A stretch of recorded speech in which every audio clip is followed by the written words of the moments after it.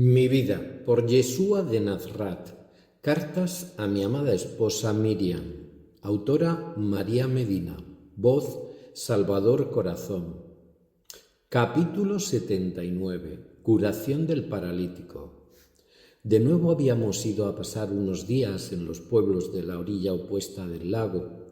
Habíamos visitado a muchas personas, habíamos curado a muchos más, que se habían quedado estupefactos y asombrados de sus cambios físicos instantáneos y se preguntaban quién era aquel hombre diferente, con tanto poder, que podía hacerles tales cosas. Habíamos dejado allí una semilla de luz y de esperanza que iba a fructificar, porque pronto se correría la voz de mis milagros, de mis palabras y de la existencia de un rabí excepcional que encandilaba a todos y al que escuchaban llenos de interés. Pero ya era la hora de regresar a casa. Yo sabía que allá en Cafarnaún había mucha gente esperándome para continuar mi tarea inacabable, inagotable, porque cada día eran más los que solicitaban mi guía y mi ayuda. Pero en aquellos días había podido recuperar un poco las fuerzas y volvía dispuesto a reiniciar mi trabajo animado y esperanzado y lleno de amor como siempre. Nos subimos a la barca de Simón y pude bromear con ellos porque todos se acordaban del espantoso tiempo que habíamos tenido en el viaje anterior, en el que estuvimos a punto de ahogarnos, como me decían. Algunos me miraban con recelo, desconfiados, porque temían volver a tener que vivir una experiencia semejante. Pero yo les tranquilicé y nos reímos. Les prometí que no volvería a pasar, que el Padre ya había manifestado su poder en este sentido y que con una vez había sido suficiente, que verían otros prodigios, pero que aquel del que fueron testigos nunca más volvería a repetirse. Algo más convencidos, iniciamos el viaje de regreso a Cafarnaún, a casa. Lo disfrutamos charlando y riendo, y el tiempo acompañó con su calma y la luz de los cielos del lago. Ya en la orilla me reconocieron todos los que por allí se encontraban, que se acercaron a saludarme con las caras llenas de alegría. De nuevo se sentían seguros con mi presencia. Cada uno de nosotros volvimos a nuestras casas y al día siguiente Shlomit y Zebatya quisieron celebrar nuestra vuelta con una comida en su casa. Y allí fuimos todos a comentar, a celebrar y a estar juntos. Nos sentíamos felices de poder pasar unos días juntos, aunque nunca sabíamos cuánto podía durar estos momentos de descanso en familia. Cuando más tranquilo estábamos, unos golpes sonaron en la puerta. Eran los que querían darnos la bienvenida y saludar al maestro. Se agolpaban ante la entrada y tuve que salir a recibirles.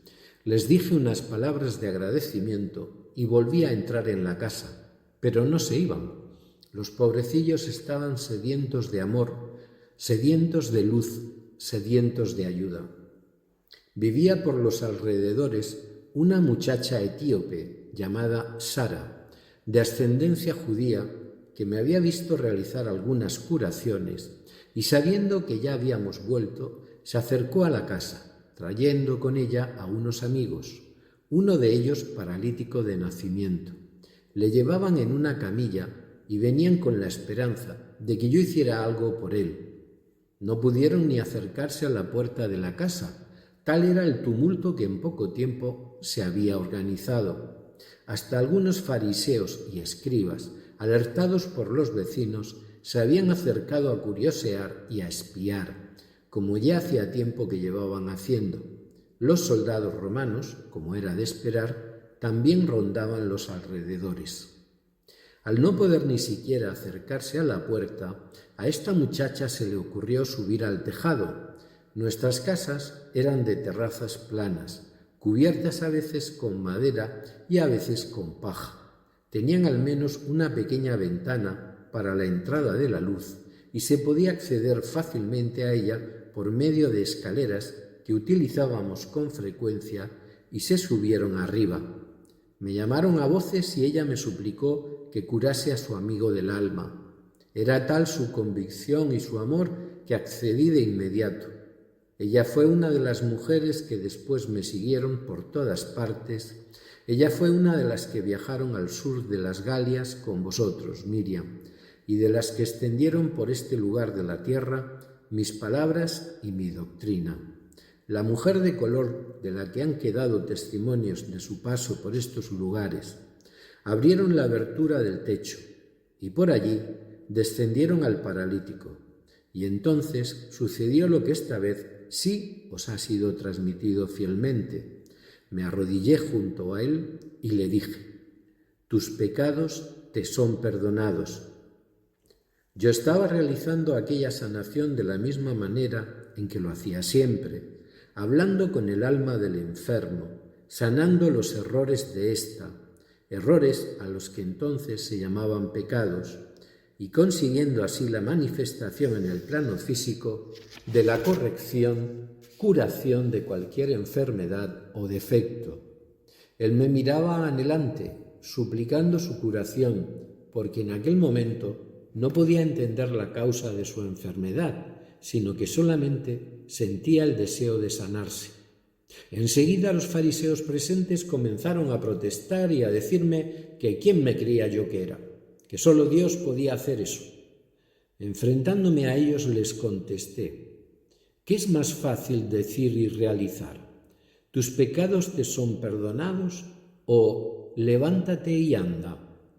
No les di oportunidad para que dijeran que tampoco podría yo demostrar que había sido perdonado de sus pecados, porque no había forma de demostrar eso, y ya comenzaban a burlarse, por lo que para manifestar de nuevo la presencia del Padre en mí, y para que no pudieran rebatir nada más, les dije: para que veáis que el Hijo del Hombre tiene la facultad en la tierra de hacer tales cosas, yo digo: levántate y anda, hermano.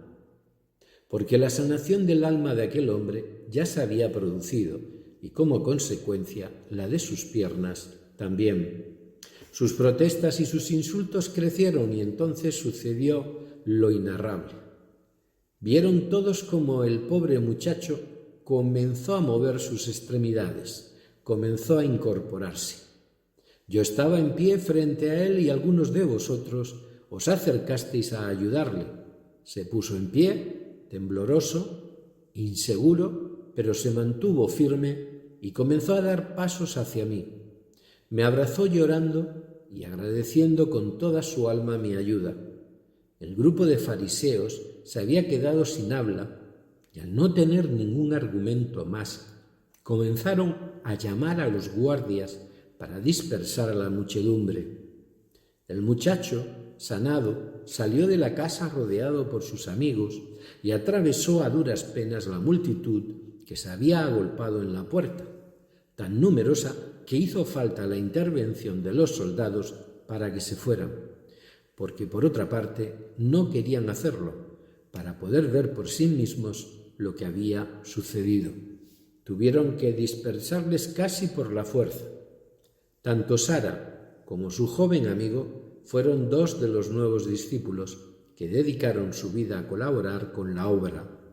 Con todo mi amor, Yeshua.